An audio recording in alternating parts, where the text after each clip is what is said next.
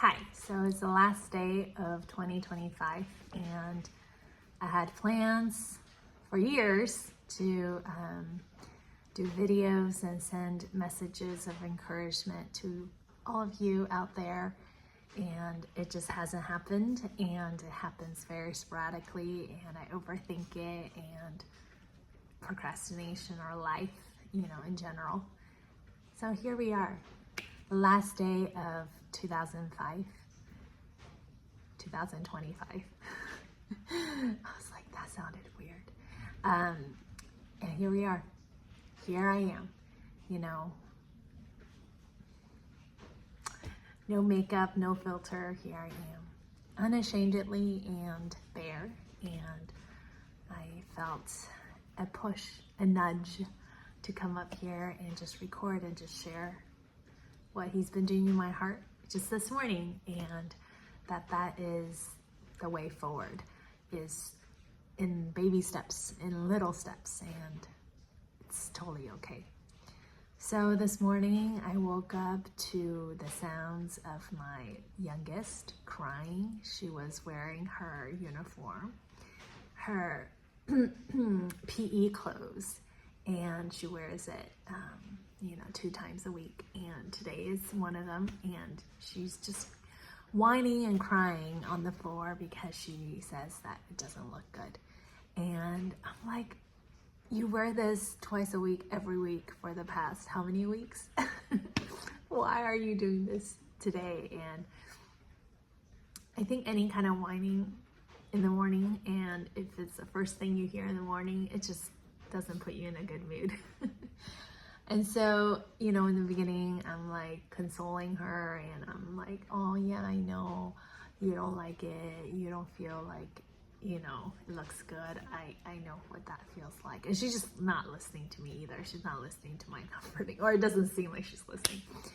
And so I'm talking to her, and then she's quieting down, and I'm telling her how it's the person that makes the clothing looks good. It's not the clothing that makes the person. And she's like thinking it through. And I'm like telling her about the beauty of our appearances on the outside. It will fade.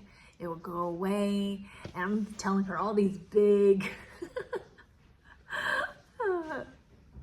truth bombs that are, I don't know if it's going through, but praying that it will plant seeds, but it's going over her head essentially. And by then it's already super late, she hasn't eaten breakfast, she hasn't brushed her teeth, she hasn't put on her socks, she hasn't done anything, just put on her clothes. And we are literally about 10 minutes away from school starting. And I'm like, okay, can we just get our act together? Can we just move? And so I just literally pick her up, and we're going up the stairs to just get some food in her mouth. And she's just crying and wailing now because I'm forcibly picking her up. And my husband comes home. He was out with my oldest, and he comes home, he's like, what's going on? And she tells him, and he's like, oh, come here. And he gives her a hug, and he's comforting her, and then picking her up and putting her in her seat and talking to her, and just very gentle. And then he figured it out that it's because we're going over to our friend's place later tonight for New Year's Eve countdown, and she doesn't want to wear her uniform to that celebration. And so he figured it out, and he was like, oh, don't worry about that, we're gonna come back and change, and so you wouldn't be wearing this. And then she quieted down, and she just started eating her breakfast. And I was like, in my heart, in my mama's heart, I'm like, why didn't I thought of that? Why didn't I get that? And why didn't she tell me? And I just felt very flustered. And anyways, and all this condemnation, accusation, and feeling inadequate as a parent, and and all this stuff came out where I was just struggling with it. But then I just felt like the Lord is like, isn't it great that you guys can work together?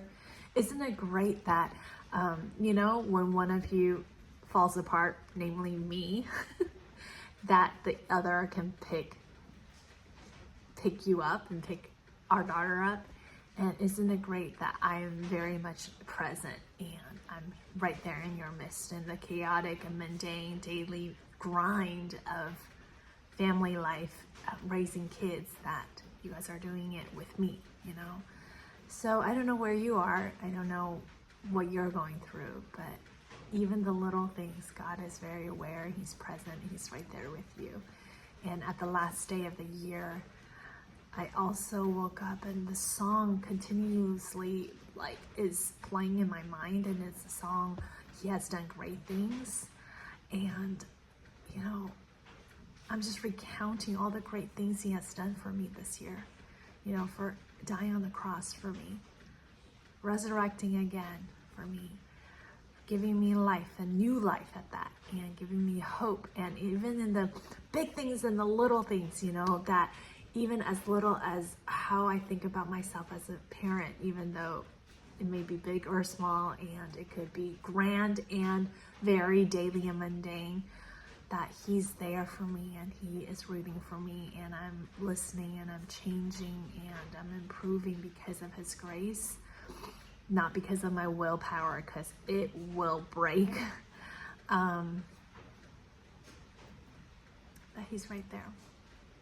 And He has done great things. May this encouragement be one for you.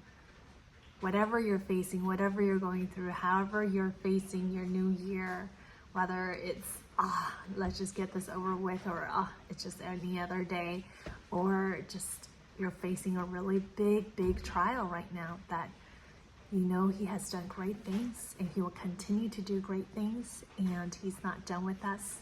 And Jesus is seated on high, and because He's seated, that means He's already done it, right? He has done all the work of salvation, all the work that we need for this life, and we just get to experience that work being played out again and again and again in our lives. That work of salvation, that work of sanctification, that work of being renewed and being transformed, that He is working on us, and He's done the work, and now we get to allow His work being unfolding, being, you can't blame me, right? That His work is unfolding in our lives, that He's renewing our minds, and He's transforming us by the renewing of our minds as we yield to Him, as we surrender to Him. And that we get to really experience life to the fullest when we, as living sacrifices, can worship Him in any season, in every season. And starting in the new year, I hope to put out once a week a video of encouragement to you. I hope you're tuning in. I hope you're dialoguing with me so that I know exactly or specifically how to encourage you. And my encouragement to you, to me, to myself, all of our days, is that He has designed, He has fashioned us to bloom in any and in every season. Because if we are rooted in Him, we would be like the tree planted by the stream, regardless of what the season is like, whether it's spring, whether it's summer, whether it's winter, whether it's fall season, in any season, whether it's desert time when you're feeling dry and distant from God, whether you're just struggling and barely hanging on, or you're thriving, you know, it's a season of activity, and you are just really experiencing the fullness of life, and you're so thankful for it. And anywhere in between, that you will experience the work of the Holy Spirit and Him producing the fruit of the Spirit within you in any season, because He has fashioned us to bloom in any and every season. And that is my encouragement to you, and my hope to you this coming year, that you would experience that you would know that, and you will walk with me and with Holy Spirit through this year. Once a week that I'll be on, and I will be sending my hugs, my encouragement, real stories, to you, and I hope you'll stay tuned. Take care, friends, and Happy New Year.